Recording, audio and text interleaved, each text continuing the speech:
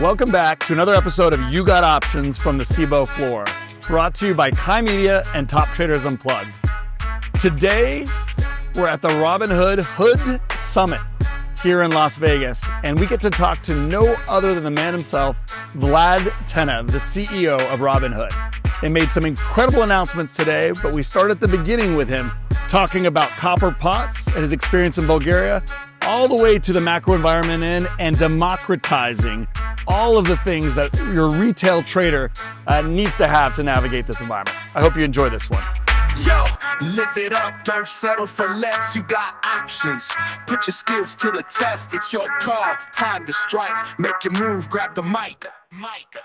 You got options. Execute your trade. You bet your money just got laid. Convex, time to straight the fade. It's the nexus of the game. Welcome back to another episode of You Got Options. Today, Vlad Tenev here at the Robinhood Summit. Looking forward to having a conversation. Yeah, thanks for having me. I know we have a lot in common, actually. My grandfather came from Bulgaria. And that's amazing. Yeah. I remember hearing about your story about copper pots. I wanted to kind of lead off with a little personal anecdote. Do you mind telling the audience about kind of that experience for you and how it shaped your... Yeah, so I moved from Bulgaria to the U.S. in 1992. I was the third person in my family. So my dad moved in 91. My mom moved a year later, and I came 6 months after she did. So we didn't have enough money to like send the whole family at once. It was kind of like my dad had to get established. My mom had to make sure, everything was actually in order. And then I came with my aunt, who was like a teenage punk rock person. How old were you? I was 5. 5. And so 1991, my last year in Bulgaria, the inflation rate was something like 150%. Quite high compared to what we're seeing in the US, the 5% whereabouts inflation, which is making people crazy, right? But 150% in 1991. In 1997, which was I'd been in America for 5 years, Bulgaria had the unfortunate distinction of the highest inflation rate in the world at like 2,000%. So my grandparents, who were still in Bulgaria, basically had their pensions evaporate. They were retired. And my grandfather was a doctor for a naval ship. And so he had some friends that, were importing and exporting things in the ports. So he had the idea of investing in copper cookware. Of course, Bulgaria didn't have Robinhood back then. So he had this closet full of copper pots and pans, and that's how he would store his wealth. And, I thought there would have to be a better way. So with smartphones and technology, now we can prevent you from needing to do that. That's amazing. I can totally relate, because in Turkey the last couple of years, where my family is from, there's been 80% plus inflation recently. Yep. In the last couple of years. And they're trading a lot of crypto. They're holding crypto. A ton of crypto. Everybody I know, everybody in Turkey has an app on their phone to trade exchange, at least FX. Yeah. So they can hedge the currency. And that's a day-to-day occurrence. So I think it's really interesting. Some of the things you guys announced today are particularly apropos, given some of these macro things that we're seeing, right? Yeah. The introduction of futures in particular, I think, short selling, options, right? And the ability to hedge and play kind of dimensionality. Yeah. Really, really amazing. Even social. So you can track trends and, learn from your peers. We have a lot of smart people that are trading on Robinhood. And if you could tap into that wisdom of the crowd, I think this is a very powerful tool. I completely agree. And then we have AI, right? Which allows us to bring it all together. Make sense of all the information that's out there. That's right. Democratize a lot of the trading that institutions have now done through other periods. If you think about the 1960s and 70s, which is the inflationary period that most people are historically aware of here in the US, that was an incredibly difficult period for equity and bond holders. Yeah. Bondholders is obvious to people, but most people don't realize from 1968 to 1982 that the S&P 500 lost 50% of its value in real terms. Yeah. Equities are often not a hedge to inflation. right? Because the multiple contraction that you get, right? If you can get a 20% bond for 10 years from the U.S. government, which you could in 1982, you're going to demand a much higher earnings yield from your equities, right? And what was the best performing asset 1968 to 82? Gold, right? Yeah. Copper did pretty well too.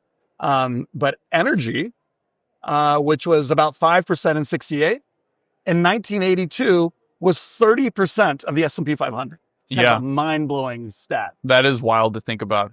Yeah, I mean, S&P 500 in particular, the turnover in the companies is pretty amazing. I mean, you look now versus 2000. I think 2000 ExxonMobil was the highest market cap company in the S&P 500. It was, absolutely. Yeah, and now it's what, not even in the top 20, right? Correct. 2.5% to 3% of the S&P right now is in energy. That's a bull case for energy. We don't need to talk about that, but there are lots of other stocks that also perform really well in a higher inflationary regime. One of them are exchanges like the Cboe. Another one is brokerage businesses, because input costs don't go up nearly as much as earnings during those periods. So yeah, that's true. Fortunate that our costs are largely fixed and independent of, tariffs and prices of raw materials by and large. Yeah. I mean, there's somewhat compute you can think of as a commodity in some ways, and we use compute, but not nearly to the extent that other companies do. Agreed. And so I want to kind of dive into all those little announcements you had and kind of talk about some of what you're most excited about as it relates to them. I do think that they all are in a bit of a bull market. I'll paint this last kind of data picture for people. There are $500 trillion globally in long assets, and that I include equities, bonds, private equity, private credit, real estate. Yeah. Right. These are what the majority of people invest in. And in the last 3 years, we've seen non-correlated assets, think crypto, think precious metals, also hedge fund assets, as well as structured products, so options positioning, you can get into, have all grown from 5 trillion just 3 years ago to 15 trillion. Yeah. So you have this massive supply and demand imbalance, and people are trying to get more non-correlated at record valuations, given some of the things we've talked about, the inflationary pressures and the uncertainty.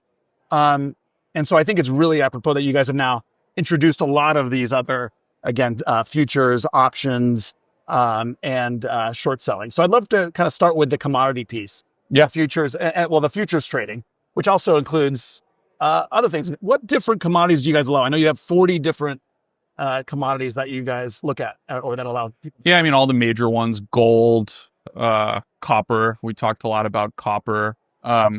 Yeah, I mean, if it's a liquid tradable name, I know we offer a lot of CME products. I think we offer some Cboe products as well. We'd like to add it to the platform. We also have prediction markets. I mean, we not quite futures outrights, but very popular among those that want to hedge their macro risk. Completely. So I was looking at, we have number of rate cuts between now and the end of the year. Next rate cut, 81% say it's going to be 25 basis points. Right. CPI print. So yeah, it's really, we're trying to make it so that you can make a targeted trade for any position. Yeah, in a more multipolar world, which we're starting to see, right, for a lot of reasons. In the 60s and 70s, which is a great comparison, we see much more volatility in non-equity and bond assets, actually. Yeah. You would think equity volatility would increase. It actually doesn't in a meaningful way in that kind of 60s and 70s period. Because they're nominal assets, what you actually see is FX and interest rate volatility goes through the roof. Mm-hmm. And that kind of makes sense, right? But things like precious metal, which would kind of fall in that bucket, maybe crypto, are also things that see more volatility. And those are great things to trade for your traders. So, really excited for what you're kind of opening up here for a much wider audience. And as you guys have always done, as Robinhood implies, kind of democratizing that piece. Yeah. That's largely been part of an institutional crowd set of trades to a much broader audience. Yeah, we launched futures last year at the first Hood Summit, and we launched a ladder alongside it, but it was all on mobile. And we also launched our desktop web product for more prosumer investors, Robinhood Legend. And this year, we're kind of like expanding both of these and merging them. So futures is coming on Legend. We're expanding the ladder, which started on mobile, to Legend as well, and to all sorts of asset classes like equities and crypto. And so now it's gone from primarily being a mobile app for first-time investors to a comprehensive financial super app on desktop and mobile, so that we can meet traders where they are, not just with the products, but also the interfaces. Yep. Yeah, I completely agree. And then I'd be remiss if I didn't talk about options, right? That's my kind of big kind of background and a lot of what we talk about on this show. Couple of things that you guys announced today. One, 24-hour, like overnight trading for index options and several kind of different options, which I think is a huge deal given, again, the multipolar world and the 24-hour nature now of global markets. But also, I thought the coolest thing was, and the thing that, gets somebody like me excited, is really the ability to simulate, right, outcomes with options. All too often, I talk to retail traders and they understand that kind of the two-dimensionality of betting on an upside outcome or a downside outcome, but the time decay and the implied volatility effects. I actually talk a lot about third-order Greeks or second-order Greeks like Vana and Charm. These things are really important. Or even a spread and having multiple legs and being able to visualize what that looks like to your P&L at expiry or at different times. It can be tricky to do that all in your head or on pencil and paper. And the options market is like the volume's going through the roof, right? And that's happening. I've talked about this on other episodes and other places, but really as a function of it being a much more precise and dynamic tool to express positioning. Yeah. Right. You get to play not in two dimensions, up and down, but really in time and space. You can have any moment on a distribution, right? And bet on that precise outcome. And so, I think of that as a new technology, as like this, you're on this kind of tipping point on that. And releasing that simulation allows your retail trader to better absorb that and manage that kind of exposure. It's really about giving people the tools to actually like save time. So, I was telling you this earlier, we actually go into our options traders' homes. They invite us, of course, but we go and watch them trade options. Yeah. And when we first started doing this, our mind was blown by just how much work they were doing outside of the platform. Like they would have these subscription-based tools to do things like what Simulator Returns on Legend does today. They were paying, upwards of $100 a month. They were doing just a lot of mental math or math on pencil and paper. Right. They had their spreadsheets, and much of the work was happening off platform. And we thought, why don't we save them this time and actually automate more and more of that so that the entire trade life cycle happens on our platform. And I think we've been working on that. We've still got a ways to go. There's more tools to add, but I think just like going through that process has been a big reason why we've been growing our market share in options so much. It's a huge deal. I think bigger than most appreciate. I mean, I know we run hedge funds. I know other hedge funds that don't even have this level of sophistication that you have, that are trading stocks and bonds, occasionally options, but they themselves struggle with this. So I think you're not only giving the broad militia and the people, right, the weapons and tools they need to compete, versus some maybe even an advantage. And that's actually a huge. The goal would be to make it so that if you're a retail trader, you're at a disadvantage using any other platform. And, you mentioned 24-hour market on the equity side was kind of a very clear way we delivered that. Stuff happens on weekends, Sunday evening, or after hours. And, if you're on another platform that doesn't allow you to trade during those times, you're at a disadvantage, not just in pursuing other opportunities, making new trades, but even just risk management, closing your positions, hedging your positions. So you look at overnight index options, an extension of that, right? Like Absolutely. Now more and more news happens overnight that affects the macro, but also individual companies. And the goal is to just make it seamless.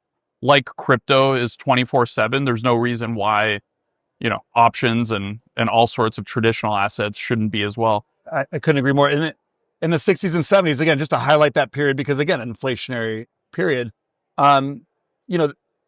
you had a significant inequality build that happened as a function of that flat tax, essentially, of inflation hitting everybody. And a lot of institutional entities had the ability to hedge or to kind of limit their risk. Nowadays, you have access to, again, options were created in 1971.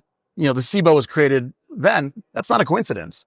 The capital efficiency, the dynamism, and ability to play dimensionality was why they became so popular during that time. Yeah. And I think, giving access to the tools and ability to focus on those things is incredible for the average retail investor. Yeah, I think a big part also is making sure they know how to use these tools. I think AI plays a big role. And one of the areas we're excited to further develop Cortex is in mapping your intent to an options trade. Also, things like what you guys are doing, educating customers, talking about the different trades you can put on, the different strategies. We do a little bit of that, but it's clear as the products get more sophisticated, the education has to kind of keep pace as well, while still being engaging for people and sort of like meeting them on the platforms that they use. So I'm looking forward to having really good options education content on Robinhood social itself. I think that'll be really, really cool. If we become the best place to learn and generate ideas and not just execute the trade. Absolutely. Yeah, I definitely want to get to the social part as well. But to touch on that connection between AI and options, I think that's so important. We have technologies that have come along over hundreds and thousands of years that we take for granted that not everybody understands. You plug, your cord into an electrical socket. Yes. You don't think about all that's happening on the other side, right? I think options are a better technology. They're a way to play in 3 dimensions instead of 2. Yeah. The problem is some of the complexity, right? At this juncture, until we bridge that gap for people, has not allowed us to get to that tipping point. But now we have daily options. We have more access, more education. Yep. All of those network effects right now, more volume has allowed it to kind of, again, reach that tipping point. And I think AI is the key to unlocking that final move to everybody moving from eventually 2-dimensional trading to much more kind of probabilistic, looking at different outcomes and saying which outcome fits what I know and what I believe to be true. And I think that's what you guys are doing. Yeah. You saw the tools we showed yesterday. It's just very beginning. I think AI tools will be side by side the traditional tools and widgets you have, your chart, your chain, your screener and scanner.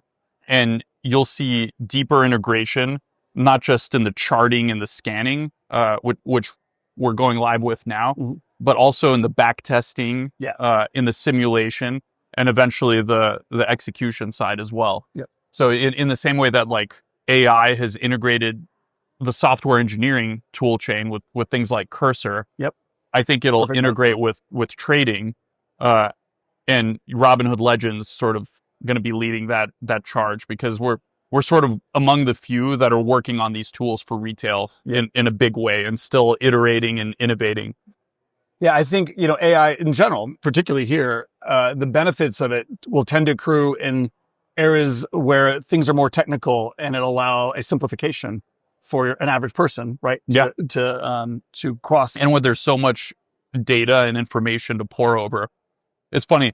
One of the first use cases of NVIDIA GPUs, you probably remember as I do, NVIDIA used to be a gaming GPU company. So if you wanted to like play Doom 3 or Crysis at high frames per second, you'd buy an NVIDIA GPU. Then they came out with the NVIDIA Tesla high performance computing chips and the CUDA tool chain. This was, I want to say, 2009. And one of the early customers, when they expanded beyond graphics, was trading firms who are using these things to price options. So in a way, you had gaming and options trading basically laying the foundations behind the AI revolution that we're in the midst of. Yeah, I honestly wouldn't have gone there until you brought it up, but I couldn't agree more. Trading has been at the forefront of neural networks, Yeah. right? And understanding kind of statistical modeling, particularly in the option space. So it's a natural connection for now to come full circle, and now AI really to help take retail and people into that world and expand their possibilities there. So I really do see this as a huge unlock for options specifically on an institutional level, but as well as retail. Yeah. Yeah. So, but let's move on from the options a little bit. You also announced short selling, which Yes. I actually think is It was a big crowd pleaser. Yeah, for sure. If you see our social posts, the shorting one just went viral like wildfire. And if you think about why, right? You're kind of holding, with two arms, you're holding one arm behind your back. It's true. If you're trading only long. Yeah. And a big differentiator is that institutions don't have that. Totally. Right. And they have a million ways to kind of play both sides and be much more dynamic. Yeah. So you really kind of allowed retail to play with both hands at this point. Yeah. There's been a long-standing belief, I should say, that retail investors don't like short selling. But that's not exactly true. Retail investors like short selling just fine. They don't like being at a disadvantage to the institutions. And so I think that was why this was so well received, because, I mean, not only is it an interesting product, but it's one of those things that institutions have had access to for a long time that frankly hasn't been accessible to retail. Yep. And people know when Robinhood integrates it, it's going to be easy to use, accessible, low cost. I think it'll be the best shorting product, and we'll integrate it into all of the interfaces that we've rolled out. So obviously standard order ticket, but also the ladder, the equities ladder where we demonstrated, also the chart. So as we sort of like extend the platform and we add new capabilities, the value just accrues to our users. I couldn't agree more. And it's perfect timing. Not that markets are going to decline tomorrow or whatever, but we are at record valuations. Like in terms of, you look at 2000 valuations and, the probabilities of some two-sided trading, right? Not just number go up all the time, is more likely. And again, that could be, again, it'll be nice to have that dynamism and ability to trade both sides if and when that time comes, which it always inevitably does, right? So if we go to Robinhood as a business, one of the criticisms we've had historically is that when we're in like bull market times, the business is just firing on all cylinders. Metrics are good. People trade a lot. Completely. But the traders tend to get less active when we get to bear markets. Absolutely. But over the past couple of years, we've been working to really change that by giving our active traders more tools. So we've made multi-leg options really easy to use, reduce the friction. It used to be kind of clunky to get into a multi-leg options trade, but now we have the side-by-side chain. We've got simulated returns. Those have been going very well. And if you look at equities, short selling wasn't an option. Of course, you could get some of that intent with, inverse ETFs and things of that nature. But I think shorting will make the business more resilient on the equities side too. Yep. Because it'll give people a way to execute on a point of view during, declining markets. Historically, if you look at, talking about the business a little bit, if you look at things like the CME and the CBOE, they actually can be countercyclical at times. Like their volumes can actually increase into market declines. Yeah. And in a much more multipolar world, that's also secularly potentially a major benefit. So I do think, whereas asset managers, brokerage firms that are more long only equity focused have significant problems with those. So you've kind of made your business more resilient, candidly. Yeah. We made our business much more resilient over the past few years for sure, because, when 2022 hit and it was a difficult time for the markets, we'd gone from a zero interest rate environment to the highest rates in 30 years, the highest inflation in 30 years. Right.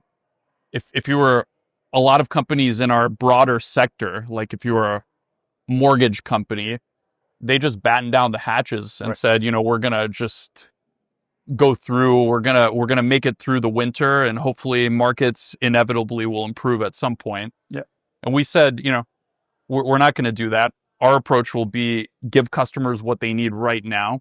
So we had the high yield products. Robinhood Gold came out, and we really started investing in options and building out futures for precisely that reason, because derivatives trading and interest in derivatives actually tends to increase. Agreed. During bear markets. Yeah, it's interesting as as a firm named Robinhood, you're essentially aligning your interests with your customers' interests too. You're making them more resilient, and by extension, making yourselves more resilient, which I think is actually great too. I think there's a misconception that somehow, Robinhood does well if our customers do poorly, and we're misaligned. Yeah. But if we look at like what's healthy for Robinhood, it's, our revenue scales with assets under custody. And we've got about 300 billion in total platform assets on the platform. So over $250 billion now. And, our monetization rates at between 1% to 2% on average. So the best thing for Robinhood is for you to fund your account, keep putting money in, do well with your investments, and for your account balance and assets to just increase over time as you continue to be with us. So in that sense, long term, we're highly aligned to our customers doing well, because the more assets our customers have, the more revenue we generate. So couldn't be further from the truth, the misconception. We really spend a lot of time thinking about how to give customers the tools to do well and grow their assets over time. Absolutely. Before we get to social, which I know you're excited about, I think I am too, obviously being somebody who's involved in social media as well. I want to talk about the great wealth transfer. We're seeing about $50 trillion will change hands from boomers, older people, down to a kind of more millennial Gen Z crowd, which is obviously much more your demographic historically, right? Because of the new innovation and all the different things.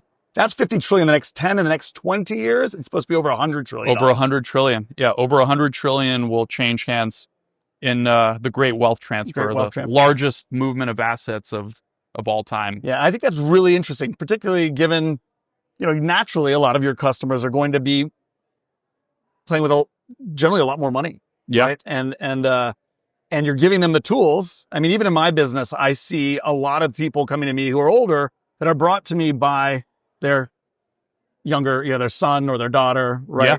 Yeah. We see a lot of that too. Yeah. I mean, investing in your brokerage used to be passed along by parent to child.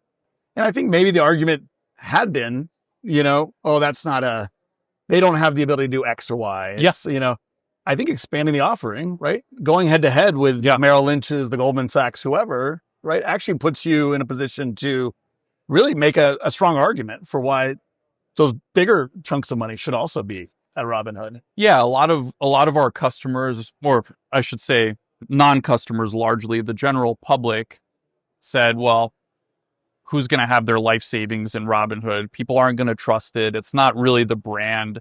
And the reality is brand follows product. Mm-hmm. So they were actually right that we weren't the best place for that. We weren't the best brand for that. Right. It's because we didn't have the products. Right. For a long time, we didn't have retirement accounts. We didn't have joint accounts. You couldn't name a beneficiary. And, frankly, we still have work to do.